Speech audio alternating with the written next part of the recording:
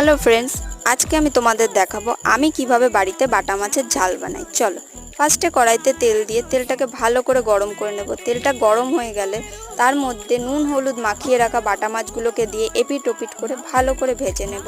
মাছগুলো ভাজা হয়ে গেলে মাছগুলোকে তুলে নিয়ে সেই তেলের মধ্যেই কালো জিরে ফোড়ন দিয়ে সর্ষে বাটা, চেরা কাঁচা লঙ্কা, পরিমাণ মতন নুন, পরিমাণ মতন হলুদ দিয়ে মশলাটাকে ভালো করে কষাবো। যতক্ষণ না মশলাটার থেকে তেল ছাড়ছে ততক্ষণ অবধি মশলাটাকে কষাবো। যখন মশলাটার থেকে তেল ছেড়ে দেবে পরিমাণ মতন জল দিয়ে ভালো করে ঝোলটা ফুটে উঠলে তার মধ্যে বাটা মাছগুলোকে দিয়ে আমি ভালো করে ঢাকা চাপা দিয়ে কিছুক্ষণ রান্না করে নেব।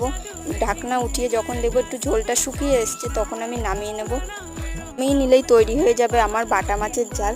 তোমাদের এই বাটা মাছের ঝাল কেমন লাগলো কমেন্ট করে জানিও, আর আমার চ্যানেলটাকে সাবস্ক্রাইব করে দিও। আমার পাশে থেকো। টাটা।